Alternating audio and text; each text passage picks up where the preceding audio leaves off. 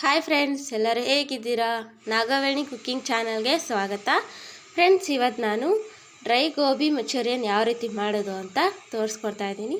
ಬೇಗನೆ ಆಗುತ್ತೆ, ತುಂಬ ಸಿಂಪಲ್ಲಾಗಿ ಒಂದು 10 ನಿಮಿಷದಲ್ಲಿ ಯಾವ ರೀತಿ ಡ್ರೈ ಗೋಬಿ ಮಂಚೂರಿಯನ್ ಮಾಡೋದು ಅಂತ ತೋರಿಸ್ಕೊಡ್ತೀನಿ. ತುಂಬಾ ಸಿಂಪಲ್ಲು. ನೋಡಿ ಎಷ್ಟು ಟೇಸ್ಟಿಯಾಗಿ ಸೂಪರಾಗಿ ಬಂದಿದೆ ಅಂತ. ಒಳಗಡೆ ಸಾಫ್ಟಾಗಿ ಕ್ರಿಸ್ಪಾಗಿ ಯಾವ ರೀತಿ ಬಂದಿದೆ ಅಂತ. ಬನ್ನಿ ಇದನ್ನು ಯಾವ ರೀತಿ ಮಾಡೋದು ಅಂತ ನಿಮಗೆ ತೋರಿಸ್ಕೊಡ್ತೀನಿ. ಇದಕ್ಕೆ ಬೇಕಾಗಿರುವಂಥ ಸಾಮಾನುಗಳು: ಸ್ವಲ್ಪ ಕೊತ್ತಂಬರಿ ಸೊಪ್ಪು ತಗೊಳ್ಳಿ, 1 ಟೇಬಲ್ ಸ್ಪೂನ್ ಖಾರದ ಪುಡಿ ತಗೊಳ್ಳಿ, ಸ್ವಲ್ಪ ಶುಂಠಿ ಬೆಳ್ಳುಳ್ಳಿ ಪೇಸ್ಟು, ಒಂದು 3ರಿಂದ 4 ಸ್ಪೂನು ಕಡಲೆ ಹಿಟ್ಟು, 4ರಿಂದ 5 ಸ್ಪೂನು ಮೈದಾ ಹಿಟ್ಟು, ಕಟ್ ಮಾಡಿ ಇಟ್ಕೊಂಡಿರುವಂಥ ಒಂದು 1/4 kg ಎಲೆಕೋಸು, ಸ್ವಲ್ಪ ರುಚಿಗೆ ತಕ್ಕಷ್ಟು ಉಪ್ಪು. ಒಂದು ಬೇಸನ್ ತಗೊಳ್ಳಿ, ಅದಕ್ಕೆ ಸ್ವಲ್ಪ ಕಟ್ ಮಾಡಿ ಇಟ್ಕೊಂಡಿರುವಂಥ ಎಲೆಕೋಸನ್ನ ಹಾಕ್ಕೊಳ್ಳಿ, ಸ್ವಲ್ಪ ಖಾರದ ಪುಡಿನ ಹಾಕ್ಕೊಳ್ಳಿ,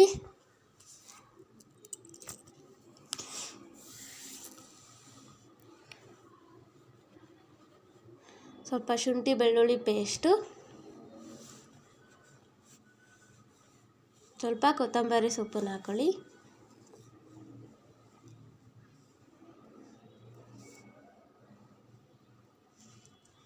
ಇವಾಗ ಚೆನ್ನಾಗಿ ಇದನ್ನು ಮಿಕ್ಸ್ ಮಾಡ್ಕೋಬೇಕು.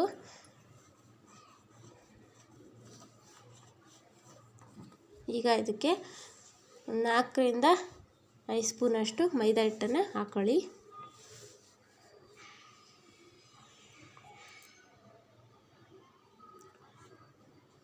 ಈಗ ಒಂದು 3ರಿಂದ 4 ಸ್ಪೂನು ಕಡಲೆ ಹಿಟ್ಟು ಹಾಕ್ಕೊಳ್ಳಿ. ಬೋಂಡಕ್ಕೆಲ್ಲ ಯೂಸ್ ಮಾಡ್ತೀವಲ್ಲ, ಅದೇ ಕಡಲೆ ಹಿಟ್ಟನ್ನೇ ಹಾಕ್ಕೊಳ್ಳಿ.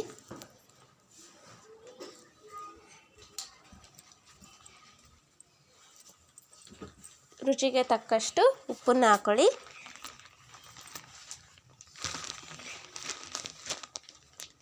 ಚೆನ್ನಾಗಿ ಸ್ವಲ್ಪ ಸ್ವಲ್ಪ ನೀರು ಹಾಕ್ಕೊಂಡು ಚೆನ್ನಾಗಿ ಮಿಕ್ಸ್ ಮಾಡ್ಕೋಬೇಕು. ಫ್ರೆಂಡ್ಸ್, ಇದಕ್ಕೆ ನೀವು ಬೇಕಂದರೆ ಕಾರ್ನ್ಫ್ಲವರ್ ಕೂಡ ಹಾಕೋಬೋದು, ಬಟ್ ಮೈದಾ ಹಿಟ್ಟಲ್ಲೂ ಒಂದು ಸಲ ಟ್ರೈ ಮಾಡಿ ನೋಡಿ, ಸೂಪರಾಗಿ ಟೇಸ್ಟಿಯಾಗಿ ಬರುತ್ತೆ. ಸ್ವಲ್ಪ ಸ್ವಲ್ಪ ನೀರು ಹಾಕ್ಕೊಂಡು ತುಂಬ ತೆಳ್ಳಗೆ ಕಾಯಿಸ್ಕೊಳ್ಳೋಕೆ ಹೋಗಬೇಡಿ, ಸ್ವಲ್ಪ ಗಟ್ಟಿಗೆ ಇರಲಿ. ಹಿಂಗೆ ಎತ್ತಿ ಬಿಡ್ತಾ ಇದ್ದರೆ ಸ್ವಲ್ಪ ಉಂಡೆ ಉಂಡೆ ಥರ ಬೀಳಬೇಕಷ್ಟೇ, ಅಷ್ಟು ಸಾಕು. ಇವಾಗ ಎಣ್ಣೆ ಕಾಯಲಿಕ್ಕಿಡಿ. ಈಗ ನೋಡಿ ಚೆನ್ನಾಗಿ ಎಣ್ಣೆ ಕಾದಿದೆ.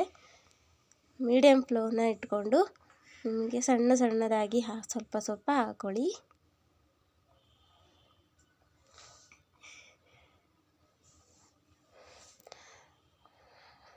ಸ್ವಲ್ಪ ಚೆನ್ನಾಗಿ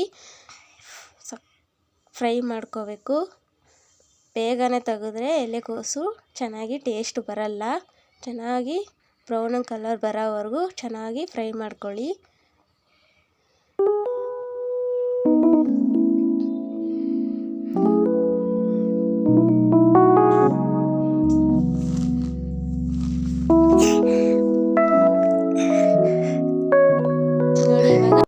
ನೋಡಿ ಇವಾಗ ಚೆನ್ನಾಗಿ ಫ್ರೈ ಆಗಿದೆ. ಈಗ ತಟ್ಟೆಗೆ ತೆಗೆದಿಟ್ಕೊಳ್ಳಿ. ನೋಡಿದ್ರಲ್ಲ ಫ್ರೆಂಡ್ಸ್, ಯಾವ ರೀತಿ ಮಾಡೋದು, ಬೇಗನೆ ಆಗುತ್ತೆ 10 ನಿಮಿಷದಲ್ಲಿ.